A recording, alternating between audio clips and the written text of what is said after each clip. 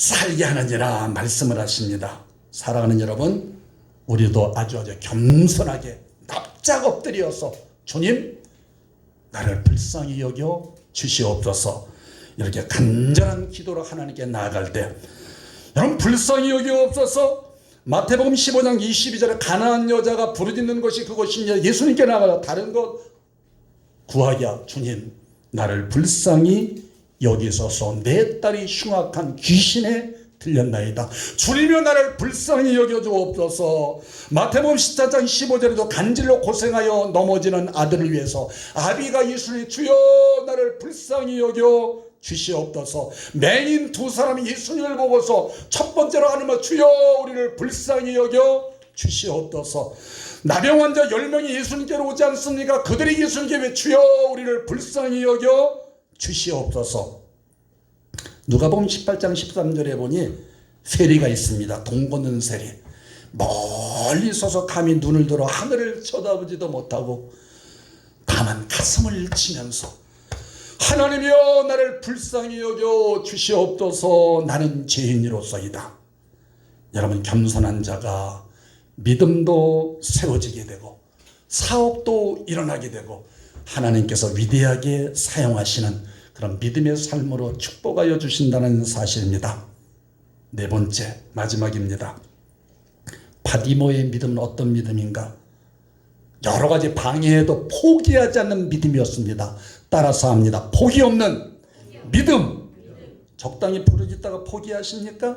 여기 48절의 말씀을 보십시오. 많은 사람이, 주변에 있는 많은 사람이 나를 불쌍히 여기소서. 다윗을 하는 예수여. 옆에는 꾸짖어. 얘야 잠잠하라, 잠잠하라. 그 맹인을 꾸짖습니다. 야 고만해 이제. 보통으로 그냥 부르는 거, 있는 힘을 다해서 부르짖지 않았겠습니까? 일생일대의 기회를 내가 놓치면은 내가 다시는 나의 질병을 치유받지 못하리라. 그의 생각이 맞았습니다. 예수님 십자가에 못 박혀 죽으시지 않습니까? 여러분, 이 바디메오의 기도는 환경을 초월한 기도였습니다. 얼마나 크게 소리를 질러 사람들을 깜짝, 야 고만해 이제. 상식적으로 말도 안 되는 사람이, 만날 가치가 없어 보이는 사람이 예수님을 찾겠다고 생각되어서 달려가니 꾸짖습니다. 잠잠하라, be quiet. 조용히 하라. 조용히 해. 조용히 하지 못해. 입 다물어라는 뜻이 아니겠습니까? 가만히 있어. 바디메오는 어떠합니까? 여기에 질사라. 실망하지 않습니다. 절망하지 않습니다. 노여워하지 않습니다. 포기하지 않습니다. 사람들이 뭐라고 한들고는 중요하지 않습니다. 그것은 그들의 자유지만 나에게도 자유가 있습니다. 바디메오 자신 예수님을 만나야 하는 것은 생사를 가를 만큼 얼마나 중대한 일이었는지 더욱 크게 소리질러, 여기 48절의 말씀을 보니까 많은 사람이 꾸짖어 잠잠하는, 그가 더욱 크게 소리질러, 더욱 크게 소리질러, 주여 나를 불쌍히 여겨 주옵소서. 나를 불쌍히 여겨 주시옵소서. 여러분, 예수님을 만나는 일에 가로막는 사람이 있습니까? 시험에 들게 합니까? 꾸짖는 사람이 있습니까? 마음 상하게 하는 사람이 있습니까?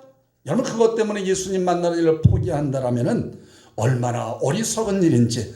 그런 사람 예수님 못 만나 천국 보면 듣지 못하고 길 대신 예수님을 따라서 천국에도 갈 수 없다는 사실. 여러분, 신앙생활 하는 가운데 때로는 사람들이 가로막고 상할 수도 있고 기분 나쁘게 하는 것 때문에 주님 따라가는 길을 포기하는 저와 여러분이 되지 않기를 주님의 이름으로 축원합니다. 아니, 아멘이신데 그러하셨잖아요. 옆에 분을 보고 그러지 맙시다. 관심 없으십니까? 나는 그럴 건데, 나는 무슨 일이 있으면 때를 쓰면서 여러분 시험에 들지 맙시다. 할렐루야. 그러지 마시기를 주님의 이름으로 축원합니다. 뭔가 나를 유혹하고 쓰러뜨리는 악한 소리가, 사탄아 물러가라. 혀를 좀 꼬부라 때려도 됩니다. 사탄아 물러가라. 악한 마귀를 대적하라고 하지 않았습니까? 여러분, 만약에 이 바디메오 꾸짖어 잠잠하라 이 말에 그냥 따랐다 굴복했더라면은 치유하심을 저가 경험하지 못했을 것입니다. 여러분, 다시 한번 생각을 해보십시오. 잠잠하라. 입장을 바꿔놓고 생각해 보십시오. 사실 잠잠하라, 이 바디메오에게 말이 되겠습니까? 바디메오는 더욱더 소리 질렀다는 것입니다. 나를 불쌍히 더 소리 질러서. 여러분, 가만히 생각해, 우리는 열정을 잃어버린 듯합니다. 끈기가 없다라는 말입니다. 아주 점잖게 믿으려고 합니다.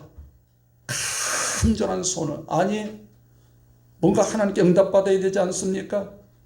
주변에 낙담을 주는 말에 때로는 귀를 기울이면서 조용하라 잠잠히 하라는 말을 주눅이 들 때가 있습니다. 끈기 있는 기도와 끈기 있는 믿음만이 응답받을 수 있는 비결임을 우리는 분명히 알아야 됩니다.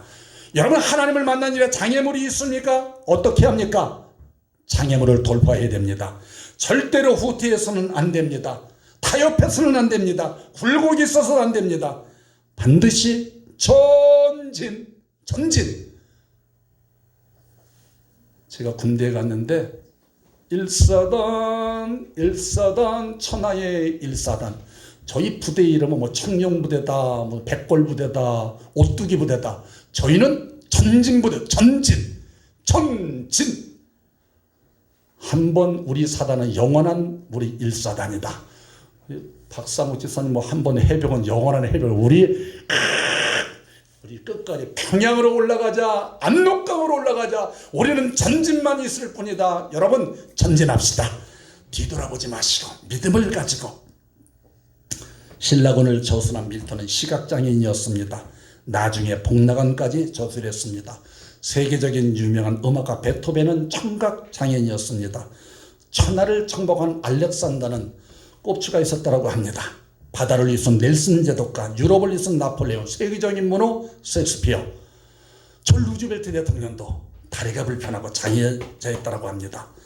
이들은 결코 포기하지 않았습니다. 바디메오는 분명히 주님께서 자신의 눈을 뜨게 해주실 거라는 믿음의 확신을 가지고 포기하지 아니하고 환경을 초월하여도 적극적이고 간절한 태도로 주님께 부르짖었습니다. 이제 말씀을 맺어갈까 합니다. 이에 대한 예수님의 반응이 참으로 놀랍습니다. 머물러 서서 외치는 소리를 듣고 예수님이 부르니까 이상한 일이 생깁니다. 조금 전까지 꾸짖고 조용히 못해 꾸짖던 사람들이 이제는 눈치를 보면서 이제 이 바디메오에게, 그들이 주변에 꾸짖던 사람들이 그 맹위를 부르며 안심하십시오, 일어나십시오, 그가 당신을 부르십니다. 공손하게 다가온다는 것입니다.